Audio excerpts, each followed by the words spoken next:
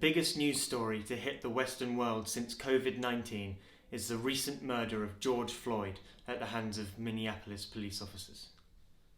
Ever since, the premise that the USA is a deeply racist country, and that in particular their police force is currently very racist, has been promoted constantly by what seems like almost everyone.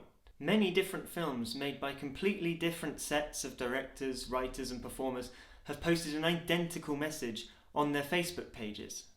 Reddit has changed its logo. Many of the biggest companies in the world are throwing their weight behind this cause. Even the NFL is backtracking on their attitude to protests about police violence against black people during games. So I had the idea of making this video explaining my thoughts on the matter and then having people respond with ways they think my thinking is flawed, my facts are flawed, or with new information. And then I would make a part 2 of the video giving examples of what I thought people's best points were and whether they change or do not change my view. Here's my view. I am yet to be convinced that the US police force is currently systemically racist. I'm absolutely prepared to have my views altered as I learn more. In fact, my mind has already been changed on this issue. I was very firmly on the other side once, and to my shame I was pretty dismissive to anyone who would even dare suggest what I am suggesting now. Like a lot of people fresh out of uni, I was what one might call a low-key social justice warrior.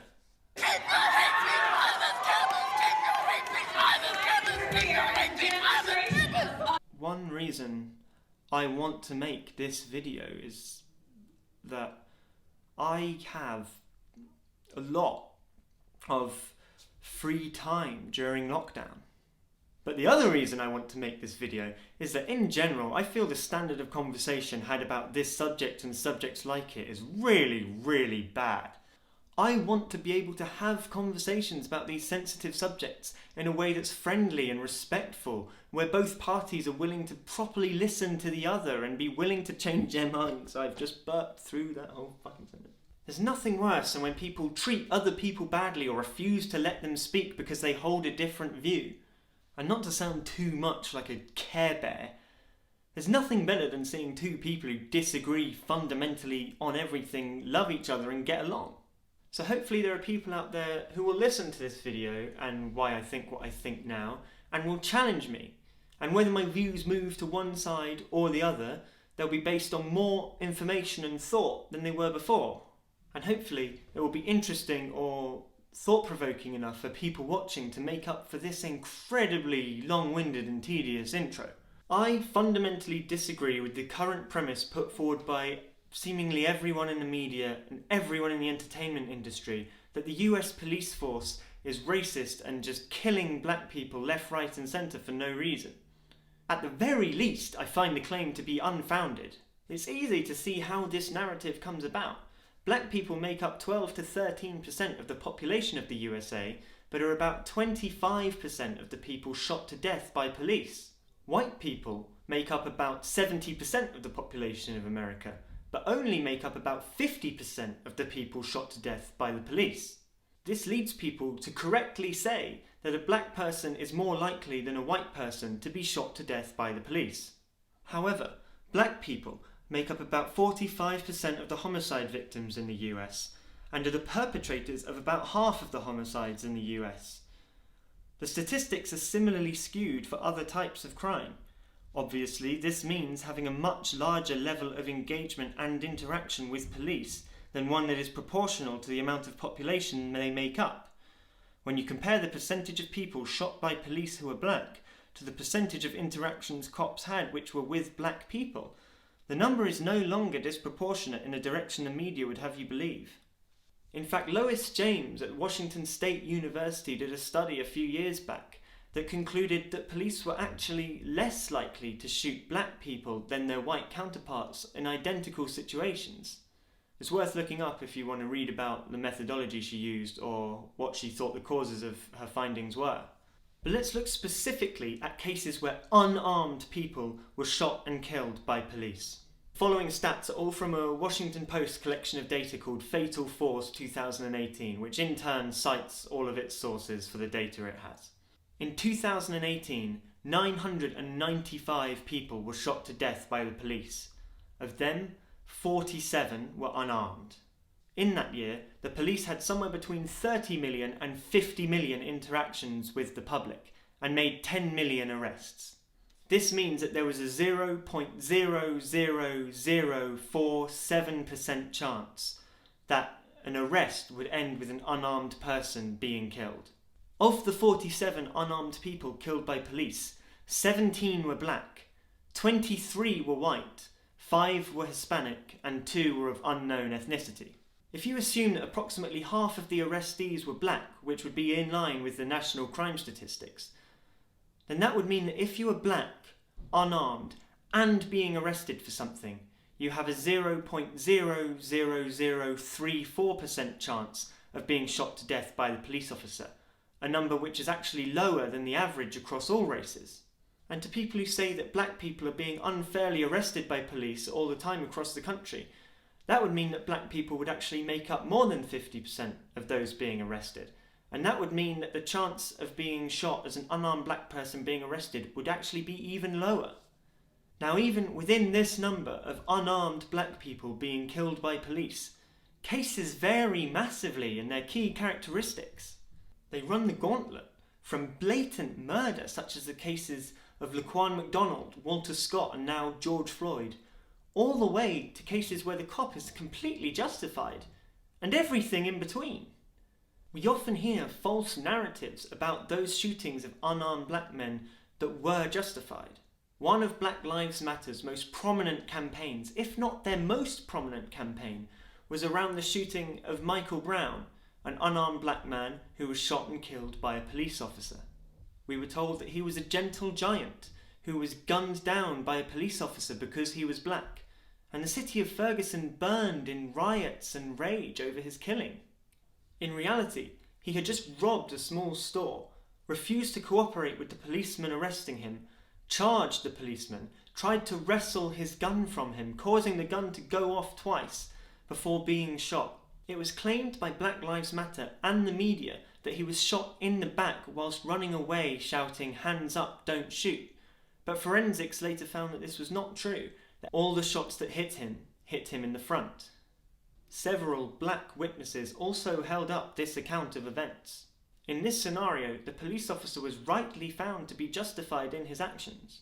Seeing false narratives like this being put forward and then being exposed was one of the things that first made me question the broader narrative. One of Black Lives Matter's other most famous campaigns was around the killing of Trayvon Martin, an unarmed black 17-year-old who was killed on the way back from the shop where he had bought some Skittles.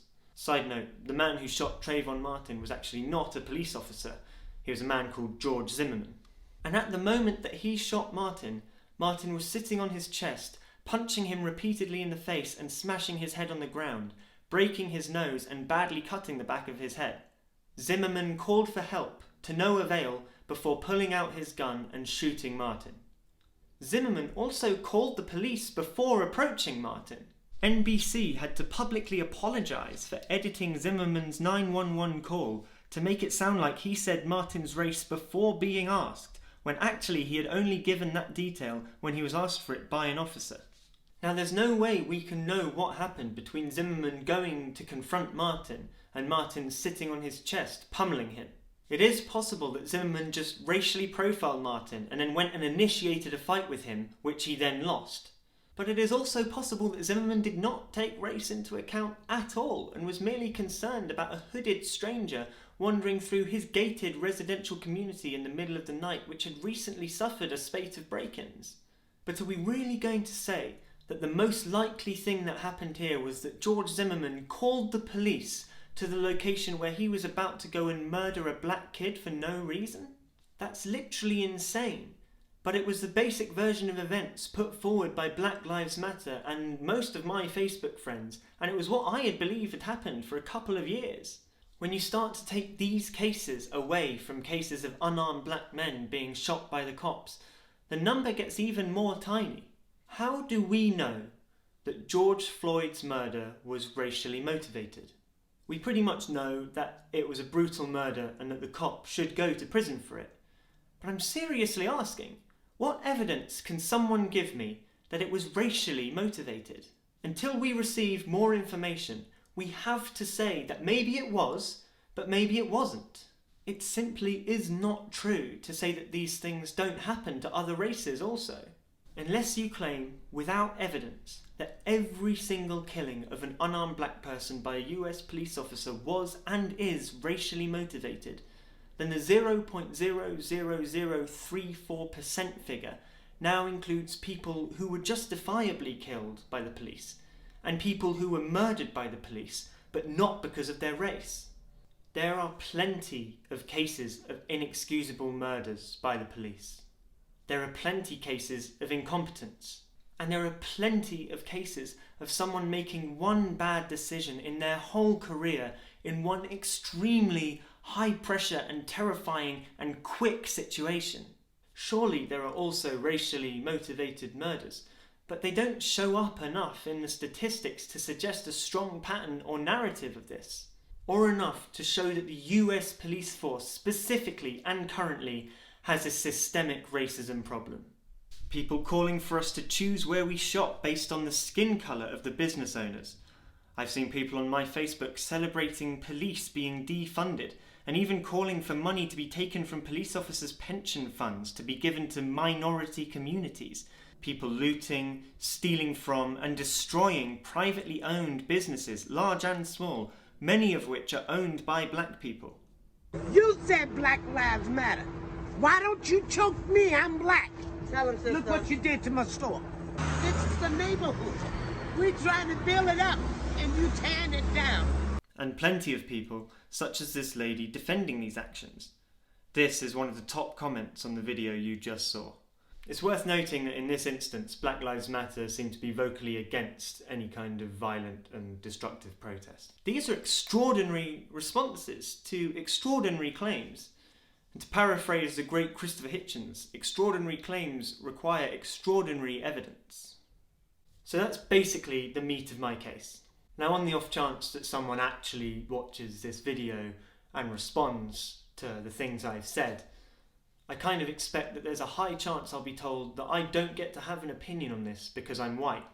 I wouldn't be surprised if I'm told one way or another that my views don't count because I haven't had the lived experience necessary to comment. Ironically, by white people who oh so bravely proclaim their views all day on social media without presenting evidence. It doesn't matter to these people that I quote publicly available statistics. Statistics are, by the way, literally the aggregate of all anecdotal evidence had by everyone. It is as crazy as saying that the validity of the statistics I've cited would change if the melanin levels in my skin were different.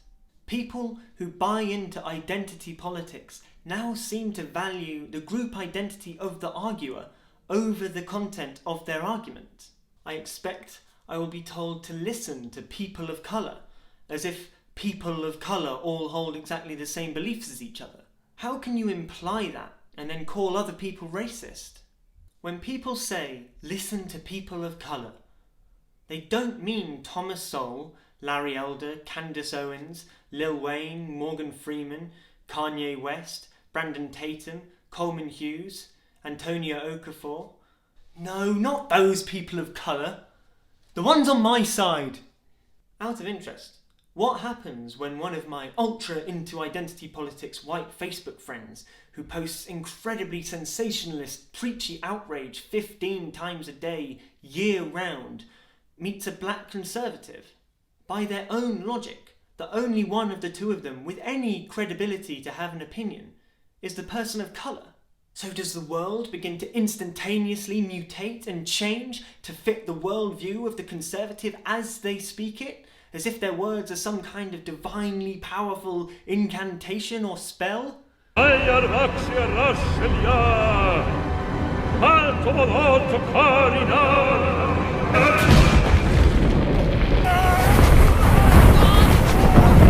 The truth is an inelastic thing, which is not affected by the races of the people arguing about its nature. Then again, if black people make the arguments I'm making, they're likely to be called Uncle Tom, or Oreo, or Coconut, or Bootlicker, or House N-word. That's what I call racism. So even if I were black and American, I still probably wouldn't be listened to by this particular group of people. I really think it's an incredibly awful and stupid and harmful thing to do, to assign somebody a prescribed opinion based on their skin melanin levels. You got more questions, but I tell you, if you have a problem figuring out whether you're for me or Trump, then you ain't black. Identity politics, as usual, is ruining society's ability to talk about anything. And it's worryingly prevalent on both sides of the political spectrum right now. Problems can only be easily solved if they can be correctly diagnosed. So I go to the doctor and I said, you know, she can't see out of her left eye at all. And I swear to God, he goes, well, she's probably got a bunch of tumors in her head. I swear to God. That's exactly what he said. I remember it because I was blown away by how none of his education he applied to this particular diagnosis. He said that she's probably got a bunch of tumors in her head. He's a doctor and he called it her head. He almost said fucking head. I swear to God, like that's what he was thinking. She's probably got a bunch of tumors in her fucking head. And that means everybody has to be able to talk about them. If people cared about other people anywhere near as much as they seem to care about appearing heroic online, I believe they'd be more open to discussing things with a view to identifying and fixing the problem, rather than just looking to shame people online and gain cyber prestige, or to publicly shame their young children for being white. So if you're one of the people out there chanting no justice, no peace, or no lives matter until Black Lives Matter, what conditions would have to exist for you to say that there was not a systemic injustice being done to black people by the police? What would the stats have to say for you to allow a peaceful society to go on, or for you to care about other lives? And for the rest of you, if while watching this you thought of 100 things you wanted to say to me to convince me that the police is actually institutionally racist, then please do say these things to me. Hopefully then I can make a part 2 and maybe even have my horizons expanded somehow. Send this to people you know who you think would do a great job of disagreeing with me. Tag them in. Show inching over after the figure 4. Here comes Sheamus. Oh my goodness. And the world champion going right after his nemesis Daniel Bryan. If I get demolished and have to retract everything I said and change my mind, sure, that will be pretty embarrassing and I'll feel pretty silly and stuff. But maybe in a way we all need to get better at doing that from time to time.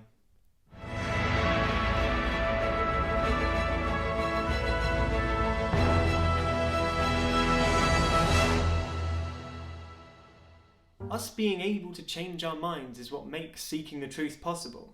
And at least this will have hopefully helped create a good-natured and rational discussion that helped the war of ideas be waged more productively. I think that would be quite a profound achievement for a couple of YouTube videos made by some random gangly English dude on his phone with a shitty nothing background and shit lights and a dusty crumpled t-shirt, who doesn't know how to be on camera, who's really hungry. So if you want to respond and you want me to see your response, make sure you comment on the YouTube video, not on some other platform. And let me know if you'd rather be anonymous or not be anonymous if I use your comment to respond to in part 2.